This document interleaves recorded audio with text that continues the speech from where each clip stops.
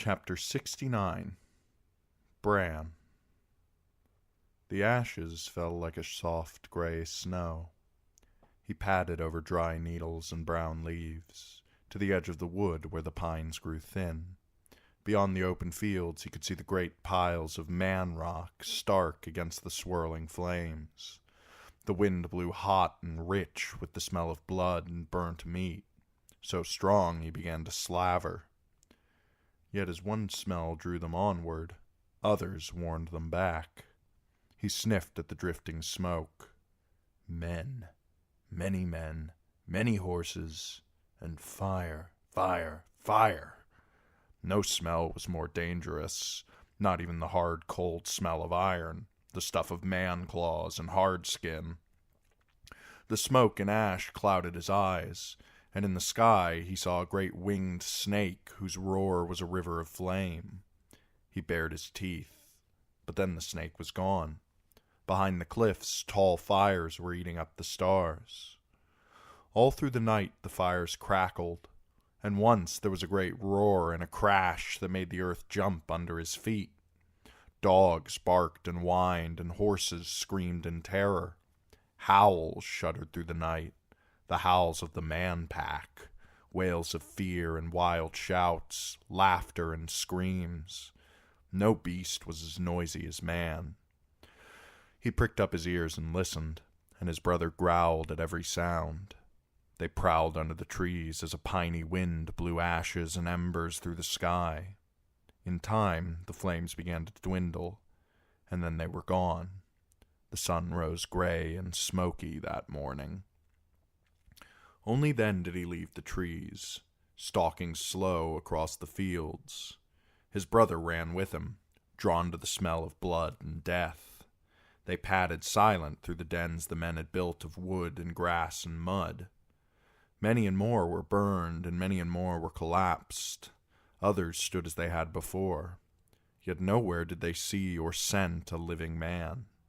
Crows blanketed the bodies and leapt into the air screeching when his brother and he came near. The wild dogs slunk away before them. Beneath the great gray cliffs a horse was dying noisily, struggling to rise on a broken leg and screaming when he fell. His brother circled round him, then tore out his throat while the horse kicked feebly and rolled his eyes. When he approached the carcass, his brother snapped at him and laid back his ears, and he cuffed him with a forepaw and bit his leg. They fought amidst the grass and dirt and falling ashes beside the dead horse, until his brother rolled on his back in submission, tail tucked low. One more bite at his upturned throat, then he fed, and let his brother feed, and licked the blood off his black fur. The dark place was pulling at him by then, the house of whispers where all men were blind. He could feel its cold fingers on him. The stony smell of it was a whisper up the nose. He struggled against the pull. He did not like the darkness. He was wolf. He was hunter and stalker and slayer, and he belonged with his brothers and sisters in the deep woods, running free beneath a starry sky. He sat on his haunches, raised his head, and howled. "I will not go," he cried. "I am wolf. I will not go." Yet even so the darkness thickened, until it covered his eyes and filled his nose and stopped his ears, so he could not see or smell or hear or run. And the gray cliffs were gone, and the dead horse was gone, and his brother was gone, and all was black and still and black and cold and black and dead and black. "Bran," a voice was whispering softly. "Bran, come back. Come back now, Bran. Bran." He closed his third eye and opened the other two, the old two, the blind two, in the dark place where all men were blind. But someone was holding him. He could feel arms around him, the warmth of a body snuggled close. He could hear Hodor singing, "Hodor, Hodor, Hodor," quietly to himself. "Bran?" It was Mira's voice. "You were thrashing, making terrible noises. What did you see?" "Winterfell." His tongue felt strange and thick in his mouth. One day when I come back, I won't know how to talk anymore. It was Winterfell. It was all on fire. There were horse smells and steel and blood. They killed everyone, Mira. He felt her hand on his face, stroking back his hair. You're all sweaty, she said. Do you need a drink? A drink, he agreed. She held the skin to his lips, and Bran swallowed so fast the water ran out at the corner of his mouth. He was always weak and thirsty when he came back, and hungry, too. He remembered the dying horse, the taste of blood in his mouth, the smell of burnt flesh in the morning air. How long? 3 days, said Jojen. The boy had come up soft foot, or perhaps he had been there all along, in this blind black world. Bran could not have said. We were afraid for you. I was with Summer, Bran said. Too long. You'll starve yourself. Mira dribbled a little water down your throat, and we smeared honey on your mouth. But it is not enough. I ain't, said Bran. We ran down an elk and had to drive off a tree cat that tried to steal him. The cat had been tan and brown, only half the size of the dire wolves, but fierce. He remembered the musky smell of him, and the way he had snarled down at them from the limb of the oak. The wolf ate, Jojen said. Not you. Take care, Bran. Remember who you are. He remembered who he was all too well. Bran the boy, Bran the broken. Better Bran the beastling. Was it any wonder he would sooner dream his summer dreams, his wolf dreams? Here in the chill, damp darkness of the tomb, his third eye had finally opened. He could reach Summer whenever he wanted, and once he had even touched Ghost and talked to Jon, though maybe he had only dreamed that. He could not understand why Jojen was always trying to pull him back now. Bran used the strength of his arms to squirm to a sitting position. I have to tell Osha what I saw. Is she here? Where did she go? The wildling woman herself gave answer. Nowhere, my lord. I've had my fill of blundering in the black. He heard the scrape of a heel on stone, turned his head toward the sound, but saw nothing. He thought he could smell her, but he wasn't sure. All of them stank alike, and he did not have Summer's nose to tell one from the other. Last night I pissed on a king's foot, Osha went on. Might be it was morning, who can say? I was sleeping, but now I'm not. They all slept a lot, not only Bran. There was nothing else to do. Sleep and eat and sleep again, and sometimes talk a little, but not too much, and only in whispers, just to be safe. Osha might have liked it better if they had never talked at all, but there was no way to quiet Rickon, or to stop Hodor from muttering, Hodor, Hodor, Hodor, endlessly to himself. Osha, Bran said, I saw Winterfell burning. Off to his left, he could hear the soft sound of Rickon's breathing. A dream, said Osha. A wolf dream, said Bran. I smelled it, too. Nothing smells like fire or blood. Whose blood? Men, horses, dogs, everyone. We have to go see. This scrawny skin of mine's the only one I got, said Osha. That squed prince catches hold of me. They'll strip it off my back with a whip. Mira's hand found Bran's in the darkness and gave his fingers a squeeze. I'll go if you're afraid. Bran heard fingers fumbling at leather, followed by the sound of steel on flint. Then again. A spark flew, caught. Osha blew softly. A long, pale flame awoke, stretching upward like a girl on her toes.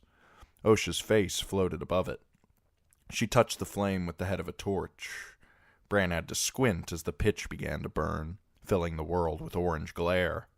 The light woke Rickon, who sat up yawning. When the shadows moved, it looked for an instant as if the dead were rising as well.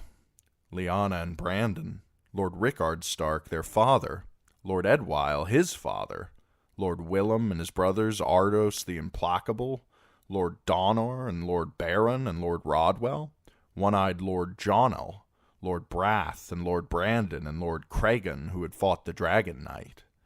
On their stone chairs they sat with stone wolves at their feet.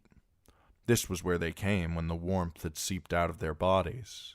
This was the dark hall of the dead, where the living feared to tread. And in the mouth of the empty tomb that waited for Lord Eddard Stark, beneath his stately granite likeness, the 6 fugitives huddled around their little cache of bread and water and dried meat. "Little enough left," Osha muttered as she blinked down on their stores. "I'd need to go up soon to steal food in any case, or we'd be down to eating Hodor." "Hodor?" Hodor said, grinning at her. "Is it day or night up there?" Osha wondered. "I've lost all count of such." "Day," Bran told her, "but it's dark from all the smoke." "My lord is certain?" Never moving his broken body, he reached out all the same, and for an instant he was seeing double. There stood Osha, holding the torch, and Mira and Jojen and Hodor, and the double row of tall granite pillars and long-dead lords behind them stretching away into darkness. But there was Winterfell as well, gray with drifting smoke, the massive oak and iron gates charred and askew, the drawbridge down in a tangle of broken chains and missing planks. Bodies floated in the moat, islands for the crows. "Certain," he declared. Osha chewed on that a moment. "I'll risk a look, then. I want the lot of you close behind. Mira, get Bran's basket." "Are we going home?" Rickon asked excitedly.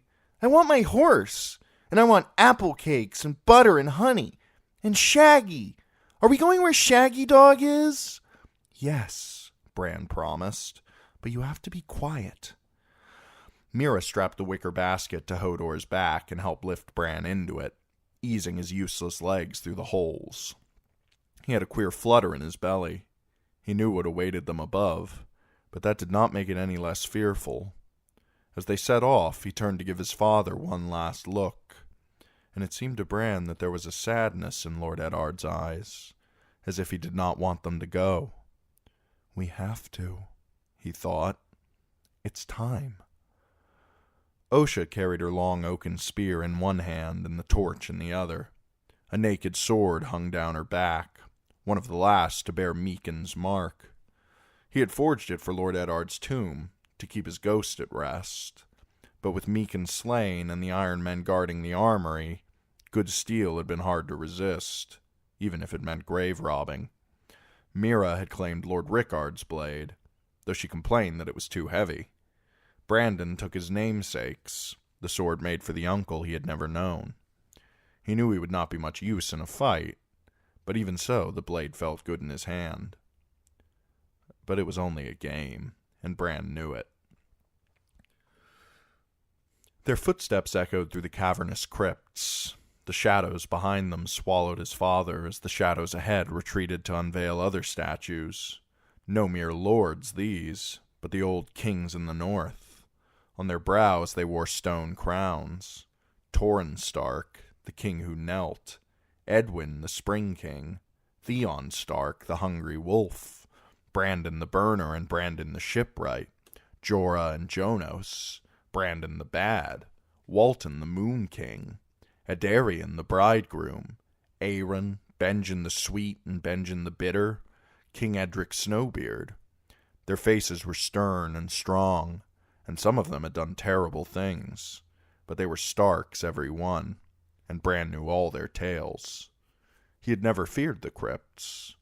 They were part of his home and who he was, and he had always known that one day he would lie here too. But now he was not so certain. If I go up, will I ever come back down? Where will I go when I die? Wait, Osha said when they reached the twisting stone stairs that led up to the surface and down to the deeper levels where kings more ancient still sat their dark thrones. She handed Mira the torch. I'll grope my way up. For a time they could hear the sound of her footfalls, but they grew softer and softer until they faded away entirely. Hodor, said Hodor nervously. Bran had told himself 100 times how much he hated hiding down here in the dark, how much he wanted to see the sun again, to ride his horse through the wind and rain. But now that the moment was upon him, he was afraid. He'd felt safe in the darkness. When you could not even find your own hand in front of your face, it was easy to believe that no enemies could ever find you either. And the stone lords had given him courage. Even when he could not see them, he had known they were there. It seemed a long while before they heard anything again. Bran had begun to fear that something had happened to Osha. His brother was squirming restlessly. "I want to go home," he said loudly. Hodor bobbed his head and said, "Hodor!" Then they heard the footsteps again, growing louder, and after a few minutes Osha emerged into the light, looking grim. "Something is blocking the door. I can't move it." "Hodor can move anything," said Bran. Osha gave the huge stable boy an appraising look. "Might be he can. Come on, then." The steps were narrow, so they had to climb in single file. Osha led. Behind came Hodor, with Bran crouched low on his back so his head wouldn't hit the ceiling. Mira followed with the torch, and Jojen brought up the rear, leading Rickon by the hand. Around and around they went, and up and up. Bran thought he could smell smoke now, but perhaps that was only the torch. The door to the crypts was made of ironwood. It was old and heavy, and lay at a slant to the ground. Only one person could approach it at a time. Osha had tried once more when she reached it, but Bran could see that it was not budging. "Let Hodor try." They had to pull Bran from his basket first, so he would not get squished. Mira squatted beside him, on the steps, one arm thrown protectively across his shoulders, as Osha and Hodor traded places. "Open the door, Hodor," Bran said. The huge stable boy put both hands flat on the door, pushed, and grunted. "Hodor?" He slammed a fist against the wood, and it did not so much as jump. "Hodor!" "Use your back," urged Bran, "and your legs." Turning, Hodor put his back to the wood and shoved. Again. "Hodor!" He put one foot on a higher step so he was bent under the slant of the door and tried to rise. This time the wood groaned and creaked. "Hodor!" The other foot came up a step, and Hodor spread his legs apart, braced, and straightened. His face turned red, and Bran could see the cords in his neck bulging as he strained against the weight above him. "Hodor, Hodor, Hodor, Hodor, Hodor!" From above came a dull rumble. Then suddenly the door jerked upward, and a shaft of daylight fell across Bran's face, blinding him for a moment. Another shove brought the sound of shifting stone, and then the way was open. Osha poked her spear through and slid out after it, and Rickon squirmed through Mira's legs to follow. Hodor shoved the door open all the way and stepped to the surface. The reeds had to carry Bran up the last few steps. The sky was a pale gray, and smoke eddied all around them. They stood in the shadow of the first keep, or what remained of it. One whole side of the building had torn loose and fallen away. Stone and shattered gargoyles lay strewn across the yard. "They fell just where I did," Bran thought when he saw them. Some of the gargoyles had broken into so many pieces it made him wonder how he was alive at all. Nearby, some crows were pecking at a body crushed beneath the tumbled stone. But he lay face down, and Bran could not say who he was. The first keep had not been used for many hundreds of years, but now it was more of a shell than ever. The floors had burned inside it, and all the beams. Where the wall had fallen away, they could see right into the rooms, even into the privy. Yet behind, the broken tower still stood, no more burned than before.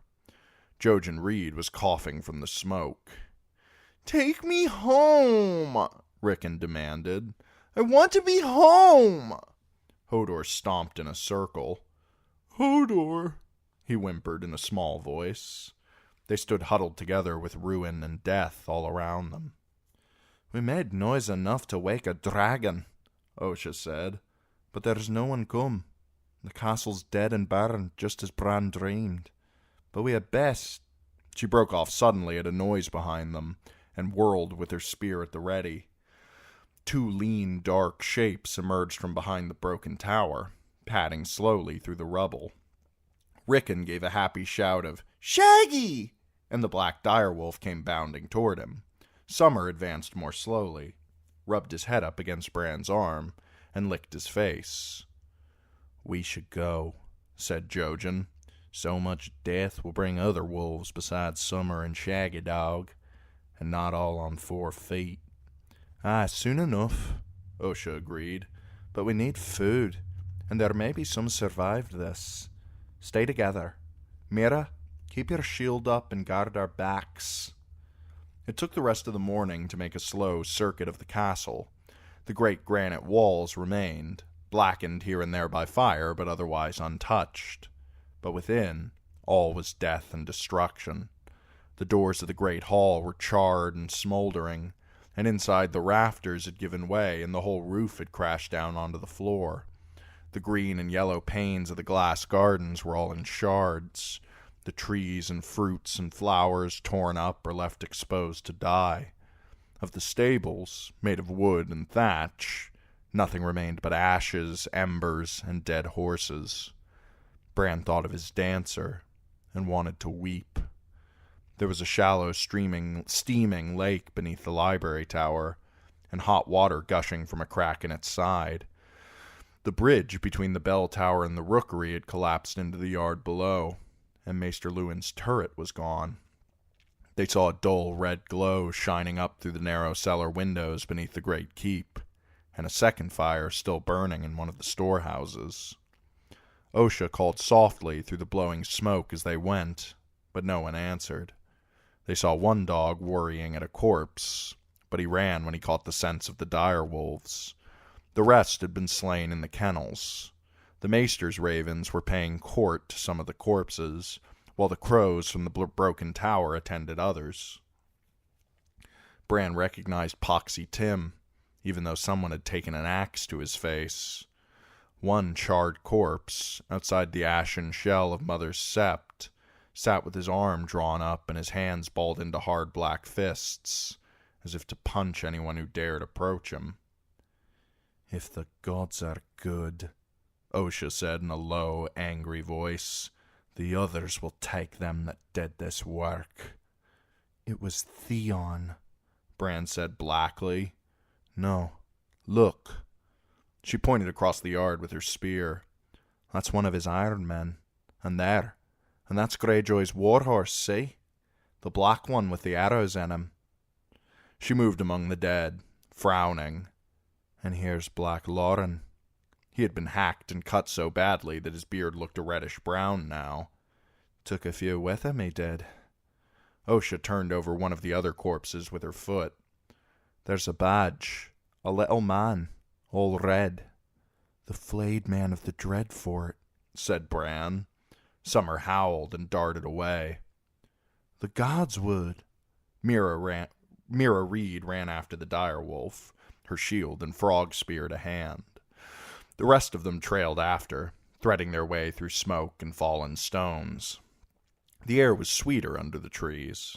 A few pines along the edge of the wood had been scorched, but deeper in the damp soil and green wood had defeated the flames. "There is a power in living wood," said Jojen Reed, almost as if he knew what Bran was thinking. "A power strong as fire." On the edge of the black pool, beneath the shelter of the heart tree, Maester Luwin lay on his belly in the dirt. A trail of blood twisted back through damp leaves where he had crawled. Summer stood over him, and Bran thought he was dead at first. But when Mira touched his throat, the Maester moaned.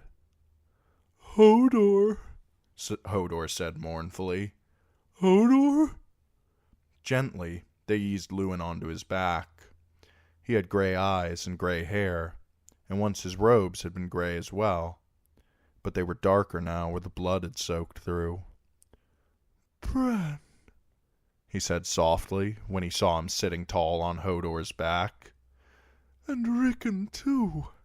He smiled. "The gods are good. I knew." "Knew?" said Bran uncertainly. "The legs. I could tell. The clothes fit, but the muscles in his legs. Poor lad. He coughed, and blood came up from inside him. You vanished in the woods. How, though? We never went, said Bran. Well, only to the edge, and then doubled back. I sent the wolves on to make a trail, but we hid in Father's tomb. The crypts. Lewin chuckled, a froth of blood on his lips. When the maester tried to move, he gave a sharp gasp of pain. Tears filled Bran's eyes. When a man was hurt, you took him to the maester. But what could you do when your maester was hurt? We'll need to make a litter to carry him, said Osha. No use, said Lewin. I'm dying, woman. You can't, said Rickon angrily. No, you can't. Beside him, Shaggy Dog bared his teeth and growled. The maester smiled. Hush now, child. I'm much older than you. I can die as I please. Hodor down, said Bran. Hodor went to his knees beside the maester. Listen, Lewin said to Osha. The princes, Robb's heirs, not together. Do you hear? The wildling woman leaned on her spear. Aye, safer apart. But where to take them? I thought might be these Kerwins. Maester Lewin shook his head, though it was plain to see what the effort cost him. Kerwin boy's dead.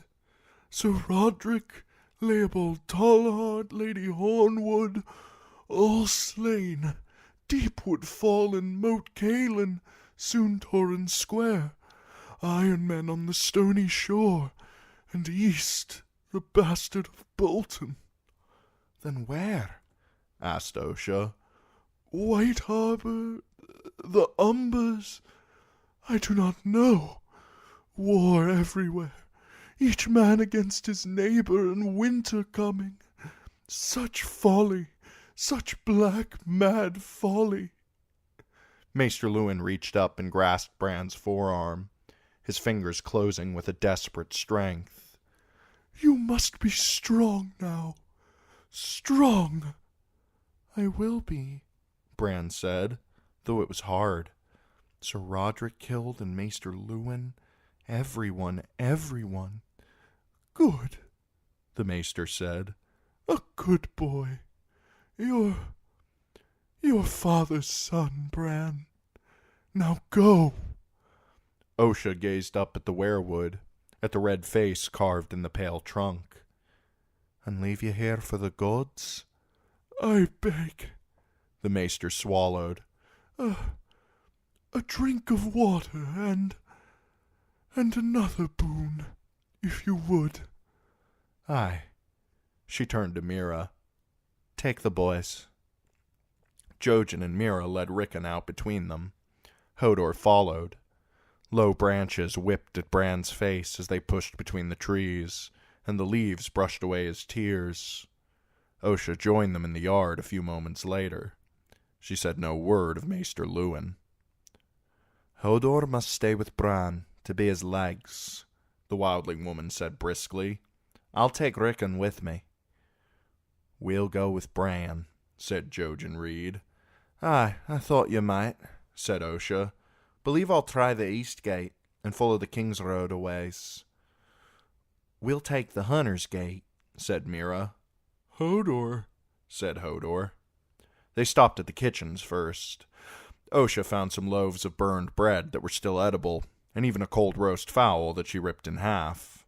Mira unearthed a crock of honey and a big sack of apples. Outside they made their farewells. Rickon sobbed and clung to Hodor's leg until Osha gave him a smack with the butt end of her spear. Then he followed her quick enough. Shaggy Dog stalked after them. The last Bran saw of them was the dire wolf's tail as it vanished behind the broken tower. The iron portcullis that closed the Hunter's Gate had been warped so badly by heat that it could not be raised more than a foot. They had to squeeze beneath its spikes, one by one. Will we go to your Lord Father? Bran asked as they crossed the drawbridge between the walls. "To Greywater Watch?" Mira looked to her brother for the answer. "Our road is north," Jojen announced. At the edge of the Wolf's Wood, Bran turned in his basket for one last glimpse of the castle that had been his life. Wisps of smoke still rose into the gray sky, but no more than might have risen from Winterfell's chimneys on a cold autumn afternoon. Soot stains marked some of the arrow loops, and here and there a crack or a missing merlin could be seen in the curtain wall, but it seemed little enough from this distance. Beyond, the tops of the keeps and towers still stood as they had for hundreds of years, and it was hard to tell that the castle had been sacked and burned at all. "The stone is strong," Bran told himself. "The roots of the trees go deep, and under the ground the kings of winter sit their thrones. So long as those remained, Winterfell remained. It was not dead, just broken. Like me," he thought. "I'm not dead either."